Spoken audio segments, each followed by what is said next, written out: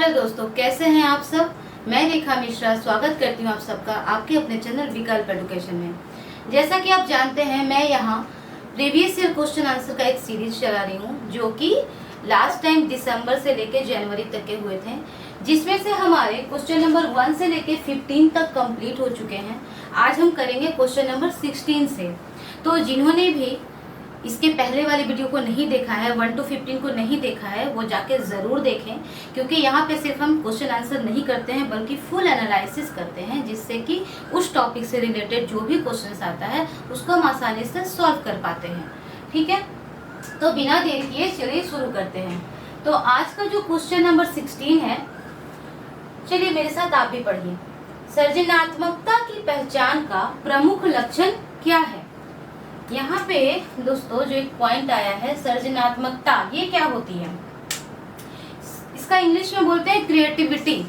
ये क्या होती है कि कुछ भी नया करना, कुछ भी नया सोच, नया खोज, नया अनुसंधान, कुछ भी नया काम करने को ही हम सृजनात्मकता कहते हैं। जैसे कि कोई वस्तु है, उसमें अपनी क्रिएटिविटी डाल के, अपना कुछ नया सोच डाल के उस वस्तु को रीअरेंज करके कुछ उससे नया बना देना, अपने अंदर अपनी क्रियाशीलता से कुछ नया बना देने को ही क्रिएटिविटी कहते हैं। जैसे पहले क्या, लोग पहले पैदल चलते थे, फिर क्या हुआ, फिर साइकिल बना, कार बना, फिर आज लोग हवाई जहाज में आकाश में उड़ते हैं। तो ये सब क्या है, क्रिएटिविटी के कारण ही है।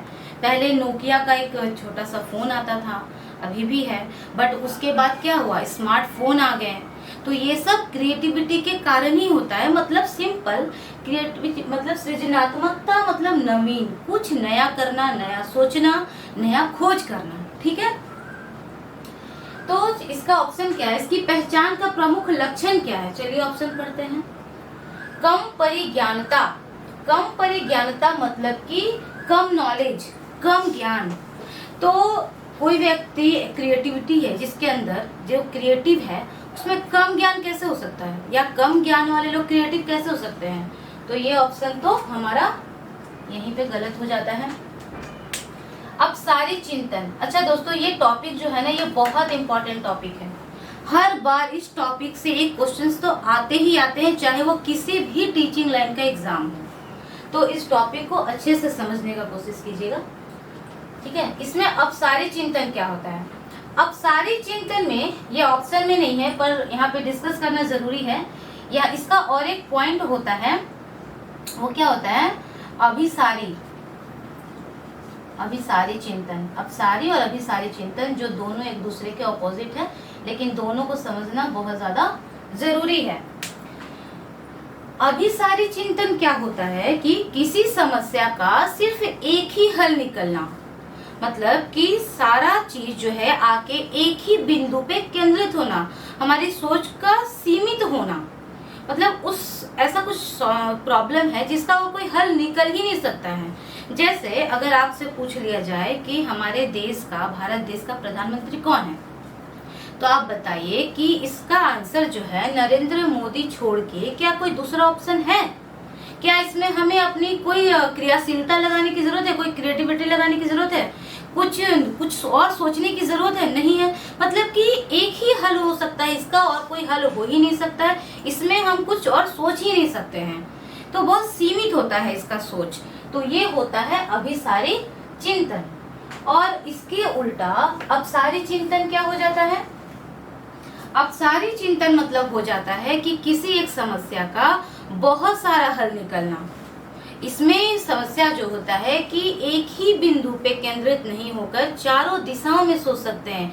इसमें अपनी क्रियाशीलता यूज कर सकते हैं, अपनी कल्पना शक्ति का यूज कर सकते हैं, और एक ही समस्या का बहुत सारा हल निकल सकता है।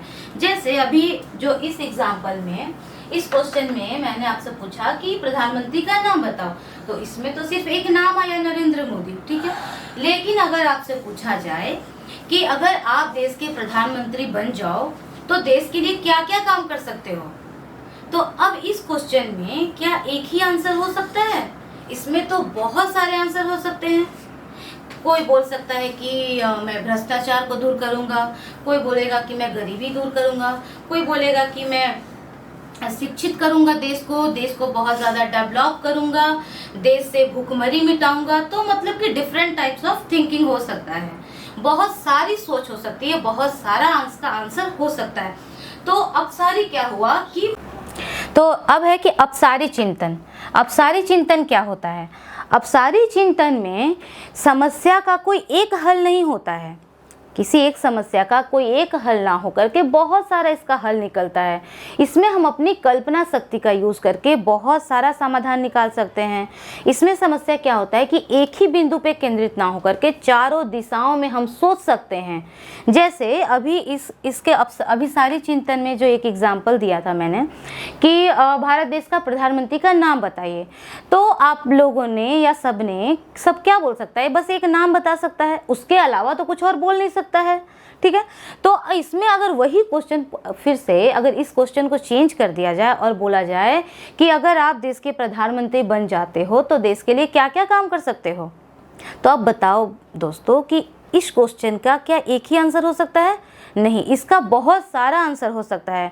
कोई बोल सकता है कि मैं भ्रष्टाचार हटा सकता हूँ, कोई बोलेगा कि मैं बेरोजगारी दूर करूँगा, कोई बोलेगा कि मैं देश को शिक्षित बना दूंगा, बहुत डेवलप कर दूंगा, भूखमरी दूर कर दूंगा। मतलब डिफरेंट टाइप ऑफ थिंकिंग हो सकता है, बहुत सारा सॉल्यूशन निकल सकता है।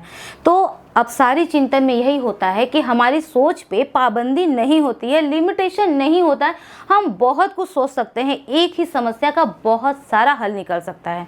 ठीक है, तो यही डिफरेंस होता है दोनों में। इसमें क्या होता है कि क्लोज्ड एंड होता है, ये एग्जाम में बहुत बार पूछता है, आपको ऑप्शन में दे दिया जाएगा कि अभिसारी चिंतन और 4 तरह का ऑप्शन दे देगा, उसमें एक ऑप्शन रहेगा क्लोज एंड, तो इसमें आप राइट कर सकते हैं। और अपसारी क्या होता है? ये ओपन एंड होता है, ये होता है ओपन एंड। ठीक है, मैं एडजस्ट करके लिख दे रही हूँ यहाँ पे, ये ओपन एंड होता है, मतलब कि इसका जो अंत है वो खुला हुआ रहता है, ये अंत नहीं होता, ये खुला हुआ होता है, और ये इसका बंद रहता है क्योंकि इसमें ज़्यादा कुछ सोल्यूशन निकलता नहीं है। ठीक है, ये अपसारी चिंतन ये भी एक क्वेश्चन बहुत बार पूछता है कि आउट ऑफ बॉक्स भी आपके ऑप्शन में दिया रहेगा, तो आउट ऑफ बॉक्स जब रहेगा तो वो हो जाएगा अपसारी चिंतन, मतलब कि बॉक्स से बाहर। ये होता है बॉक्स के अंदर क्योंकि वो सीमित है, और अपसारी फैला हुआ है, बहुत अनलिमिटेड है, तो उसको आउट ऑफ बॉक्स कहते हैं। ठीक है, समझ में आ गया दोनों में डिफरेंसेस क्या है? ठीक है, यहाँ पे ये ऑप्शन में नहीं है, बस डिस्कस करने के लिए मैंने लिखा था। ठीक है, नंबर 3 में क्या है? अति सक्रियता। अति सक्रियता क्या होता है कि हाइपर एक्टिव, बहुत सारे बच्चे हाइपर एक्टिव होते हैं, जैसे कि वो थोड़ी देर के लिए भी ना शांत नहीं बैठ सकते हैं, हमेशा उछल कूद करना, हमेशा उनके दिमाग में कुछ न कुछ चलना, जैसे कभी वो बेड पे जंप कर रहे हैं, कभी सोफ़ा पे जंप कर रहे हैं, अगर उन्हें पढ़ने भी बैठा दो तो कभी वो पेन से खेल रहे हैं, कभी बैग से खेल रहे हैं। अगर आप उनसे कुछ क्वेश्चन पूछो तो आपका क्वेश्चन कंप्लीट होने से पहले ही अपनी कुछ बात बोल देना, मतलब कि बहुत ज़्यादा ही दिमाग को अस्त व्यस्त रखना। तो वैसे बच्चों का क्या होता है प्रॉब्लम कि वो कंसंट्रेट नहीं कर पाते हैं चीज़ों पे, और जब किसी चीज़ पे वो कंसंट्रेट ही नहीं कर पाएंगे तो उनमें क्रिएटिविटी कैसे आ पाएगा, है ना? तो फिर ये भी ऑप्शन नहीं होता है।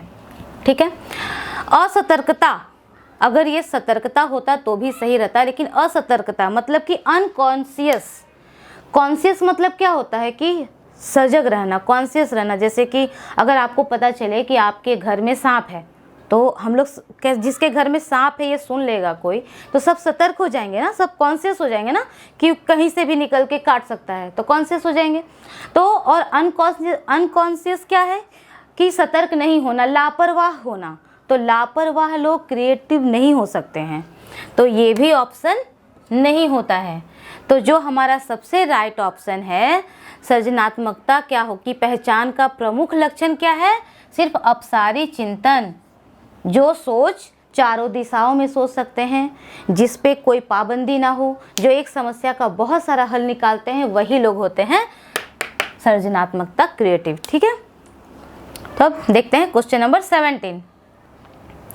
विविध पृष्ठभूमियों के अधिगमकर्ताओं को संबोधित करने हेतु एक अध्यापक को क्या करना चाहिए। ठीक है, विविध मतलब कि अलग अलग बैकग्राउंड से जो सीखने के लिए जो बच्चे आते हैं, तो उनको सिखाने के लिए, उनको ज्ञान देने के लिए एक टीचर को क्या करना चाहिए। नंबर 1 ऑप्शन है विविध विन्यासों से उदाहरण लेने चाहिए, मतलब कि उन्हें ऐसे उदाहरण देने चाहिए जो उनके क्लास में जितने भी बैकग्राउंड के बच्चे हैं सबको कनेक्ट कर सके। मतलब कि उन्हें ऐसे भी एग्जाम्पल देने चाहिए जिस एग्जाम्पल में कुछ बच्चे गांव से रिलेट करते हैं, उनके मम्मी पापा मजदूर होते हैं, तो उन्हें ऐसे एग्जाम्पल देने चाहिए जिससे कि वो अपने आप को कनेक्ट कर सके। अच्छा, कुछ बच्चे शहर के होते हैं, उनके पापा हो सकता है कि बहुत बड़े बिजनेसमैन हैं, तो टीचर को वैसे भी एग्जाम्पल देने चाहिए जिससे कि वो शहर का बच्चा अपने आप को कनेक्ट कर सके। शिक्षा क्या है कि बच्चों को उनकी रियल लाइफ से कनेक्ट कर दो। अगर बच्चों को उनके रियल लाइफ से कनेक्ट कर दो तो बच्चे उस चीज़ को बहुत जल्दी अर्जन करते हैं, बहुत जल्दी सीखते हैं, उन्हें वो रियलिटी लगता है और वो ज्ञान जल्दी हासिल कर लेते हैं। ठीक है, तो एक टीचर को अगर बहुत सारे बैकग्राउंड के बच्चे हैं तो उन्हें बहुत सारे अलग अलग डिफरेंट उदाहरण भी उन्हें समझाने के लिए लेना पड़ेगा। ठीक है, सेकंड नंबर क्या है, सभी के लिए मानकीकृत आकलनों का इस्तेमाल करना चाहिए। मानकीकृत आकलन मतलब कि एक स्टैंडर्ड आकलन, मतलब कि एक ही बस एक जो स्टैंडर्ड उदाहरण है, आकलन है, बस उसी से हमें उसी का इस्तेमाल करना चाहिए। अब जब बच्चे डिफरेंट बैकग्राउंड के हैं, डिफरेंट सोच के हैं, डिफरेंट उनमें एबिलिटी है, डिफरेंट इंटरेस्ट है, तो फिर एक ही आकलन से हम सबको कैसे आंक सकते हैं, सबको एक ही तरीके से कैसे आकलन कर सकते हैं, तो वो तो सही आकलन नहीं होगा हमारा। तो इसका मतलब कि ये ऑप्शन तो नहीं होगा। नेक्स्ट क्या है, ऐसे कथनों का इस्तेमाल करना जो नकारात्मक रूढ़िबद्ध धारणाओं को मजबूत करें। ये रूढ़िबद्ध धारणा को मजबूत करना तो बहुत ही खराब सा चीज़ है। रूढ़िबद्ध धारणा क्या होती है, इसके लिए आप मेरी पहले वाली वीडियो को देखना। आप YouTube पे जाके विकल्प कोचिंग सेंटर बाय रेखा मैम सर्च करना, वहाँ पे मेरी सारी वीडियो आ जाएगी। उसमें रूढ़िबद्धता को मैंने इतने अच्छे से एक्सप्लेन किया है कि आप ज़िंदगी भर उसे नहीं भूलेंगे, आपके दिमाग में फिक्स हो जाएगी। तो मैं यहाँ पे ज़्यादा उसके बारे में डिस्कस नहीं करती हूँ, बस एक सिंपल सा बता देती हूँ। रूढ़िबद्धता मतलब कि अगर कोई बोले कि तुम लड़की हो, तुम लड़की पढ़ के क्या करोगी, पढ़ना तो लड़कों का काम है। तो अगर इस तरह की कथनों का इस्तेमाल करे टीचर, तो क्या वो सही है? कभी भी सही नहीं है। रूढ़िबद्ध धारणाओं को जो भी मजबूत करे, जो भी सराहे, जो भी उसका साथ बात करे, सहमति दिखाए, तो वो ऑप्शन बिल्कुल भी सही नहीं होता है। एक टीचर को किसी के साथ भेदभाव नहीं करना है, सबको समान भावना से देखना है। ठीक है, नंबर 4 क्या है, विविधता संबंधी मुद्दों पर बातचीत टालनी चाहिए। बिल्कुल भी नहीं टालनी चाहिए। मैंने अभी कहा कि जब डिफरेंट बच्चे हैं, व्यक्तिगत भिन्नताएं हैं बच्चों में, तो हमें तो उस पर बात करनी चाहिए। व्यक्तिगत भिन्नताओं के अकॉर्डिंग उन्हें उसी तरह टीचिंग देनी चाहिए, उन्हें अलग अलग तरह का अवसर देना चाहिए। तो ये तो टालनी नहीं चाहिए। अगर होता तो राइट हो सकता था, लेकिन टालनी चाहिए बोल के तो ये बिल्कुल भी गलत हो गया। तो जो बच गया हमारा ऑप्शन नंबर 1 कि विविध विन्यासों से उदाहरण लेने चाहिए, बच्चों को डिफरेंट उदाहरण देने चाहिए ताकि वो अपने लाइफ से उसे कनेक्ट कर सके, तो यही हमारा हो जाएगा राइट ऑप्शन। ठीक है दोस्तों, 16-17 कंप्लीट हो गया। चलिए देखते हैं 18। क्वेश्चन नंबर 18 कहता है, समस्या समाधान क्षमताओं को किस प्रकार सुसाध्य किया जा सकता है। मतलब कि एक बच्चे में अपनी प्रॉब्लम सॉल्विंग क्षमता को, कैपेसिटी को किस तरह से एक टीचर या हम लोग पेरेंट्स विकसित किया जा सकता है। ठीक है, ऑप्शन पढ़ते हैं।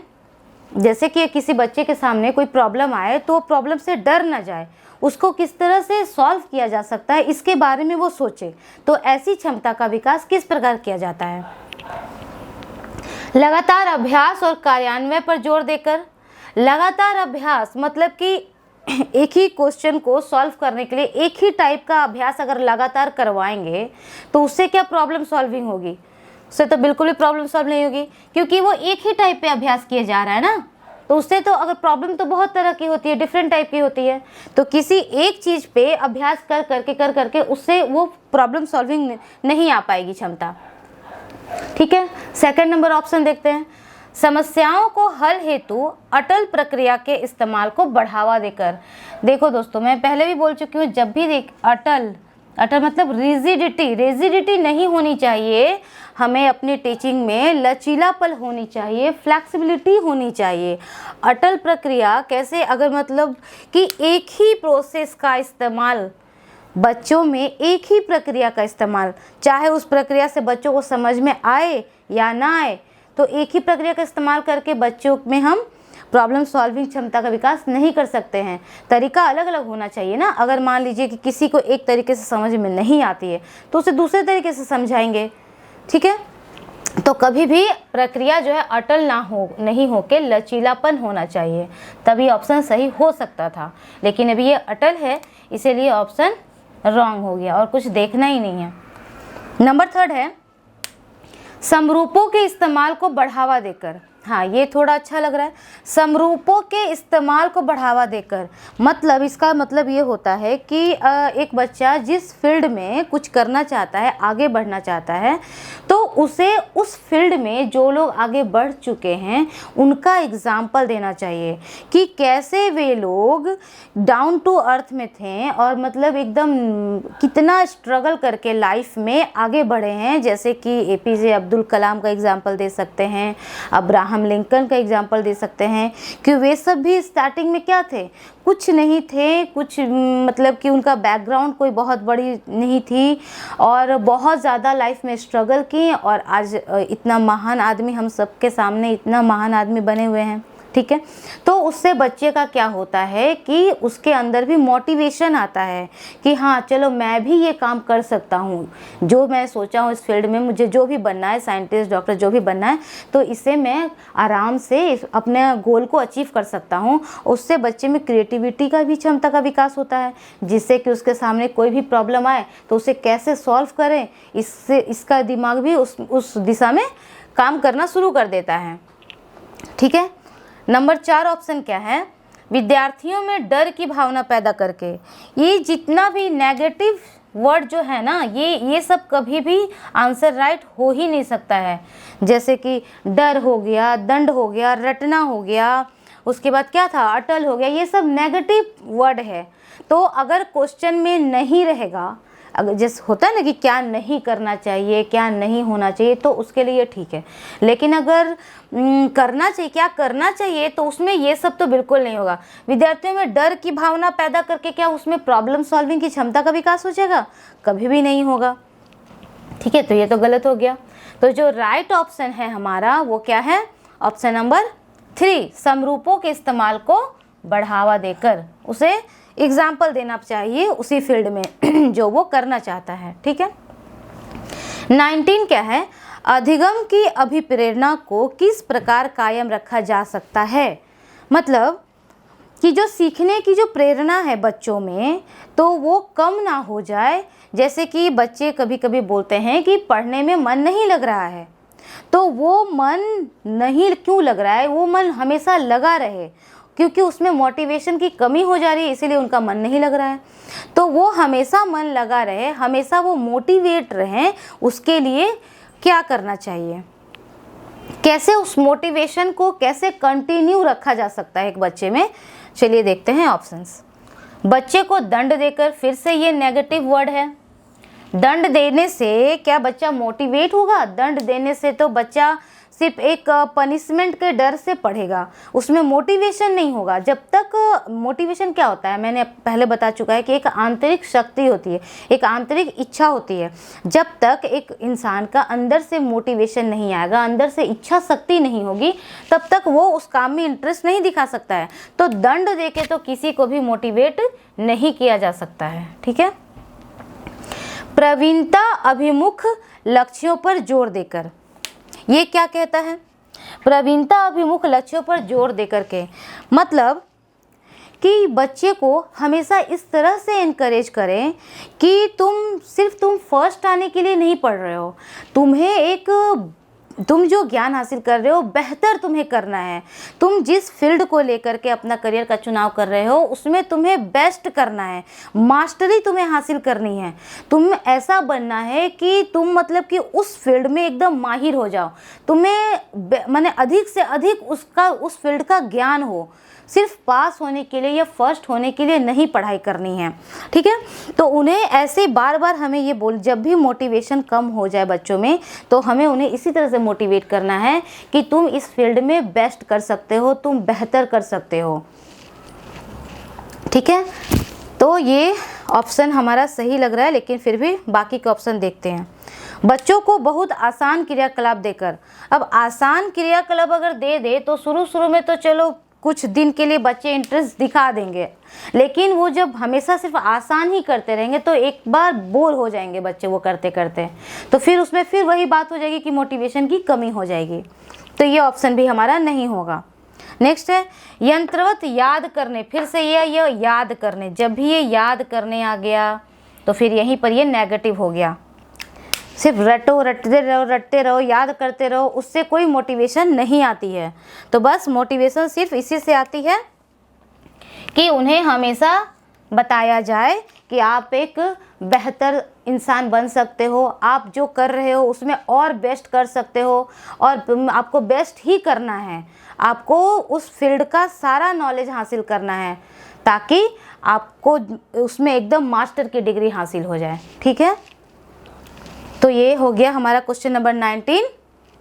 सेशन पसंद आ रहा होगा तो लाइक ज़रूर करना, अगर आप चैनल पे नए हैं तो सब्सक्राइब ज़रूर करना, अपने दोस्तों के साथ शेयर ज़रूर करना। चलिए देखते हैं क्वेश्चन नंबर 20। तो चलिए दोस्तों देखते हैं क्वेश्चन नंबर 20। क्वेश्चन नंबर 20 में है शर्मिंदगी।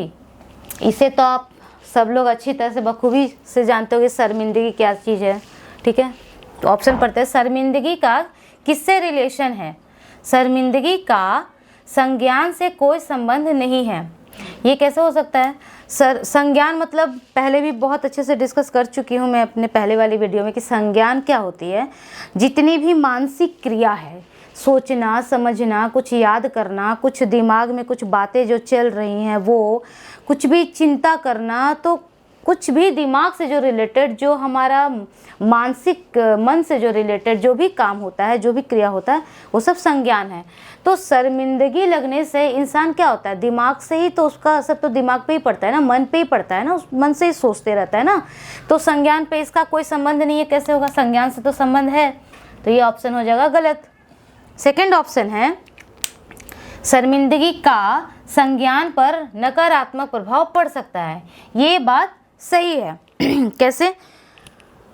अगर किसी बच्चे को बच्चे या बड़े जो भी हो, लाइक एक एग्जांपल से अभी हम समझते हैं चीज़ों को।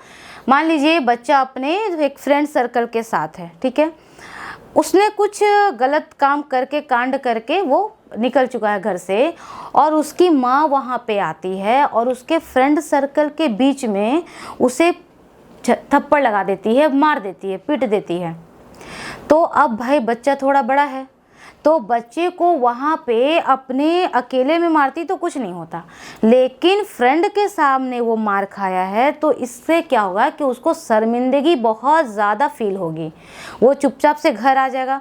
उसके बाद क्या होगा कि वो और कुछ सोचेगा ही नहीं, बस यही सोचेगा कि अपने दोस्तों के सामने पीट चुका हूँ, क्या सोच रहे होंगे मेरे दोस्त मेरे बारे में, अब मैं कैसे कल उनसे मिल पाऊँगा, कैसे अपना चेहरा दिखा पाऊँगा, वो मेरे लोग मेरा मजाक उड़ाएंगे। तो मतलब वो अपना फिर जो काम किया था उस पर वो बहुत ज़्यादा गिल्टी फील करता है कि मैंने क्यों ऐसा काम किया, अगर नहीं करता तो मम्मी नहीं मारती। तो वो बहुत ज़्यादा उस समय शर्मिंदगी फील करता है। तो इससे क्या होता है कि उसके मन में ये बात चलते रहती है, जिससे कि ना उसका पढ़ने में मन लगेगा, ना वो फिर किसी और लोगों से मिलेगा। जब तक कि उसका बात दिमाग में चलते रहेगी, जब तक वो शर्मिंदगी फील करते रहेगा, तब तक वो कुछ और सोच नहीं सकता है। तो इसका सीधा का सीधा असर उसके संज्ञान पर पड़ता है और नकारात्मक प्रभाव पड़ सकता है। वो क्यों नकारात्मक, कैसे? क्योंकि वो उसके बारे में ही सोच रहा है, तो वो पढ़ाई लिखाई में भी ध्यान नहीं दे रहा है, कुछ और नहीं कर रहा है, किसी से मिल नहीं रहा है, सबसे नाराज के बैठा हुआ है, तो ये नकारात्मक ही है। ठीक है, देखते हैं नेक्स्ट ऑप्शन क्या है। बच्चों को अधिगम हेतु अभिप्रेरित करने के लिए बहुत प्रभावशाली है।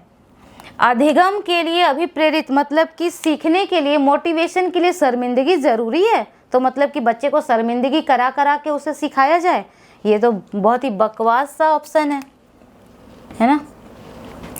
नेक्स्ट है, शर्मिंदगी के भाव को अध्यापन अधिगम प्रक्रिया में बार बार दोहराना चाहिए, मतलब पैदा करना चाहिए। ये भी बिल्कुल भी सेम बात हो गई कि अध्यापन टीचिंग लर्निंग प्रोसेस में हम शर्मिंदगी को बार बार दोहराएं। ऐसा करने से बच्चा तो कतई नहीं सीख पाएगा, कतई उसका प्रोग्रेस नहीं हो पाएगा। ठीक है, तो ये भी ऑप्शन हो गया गलत।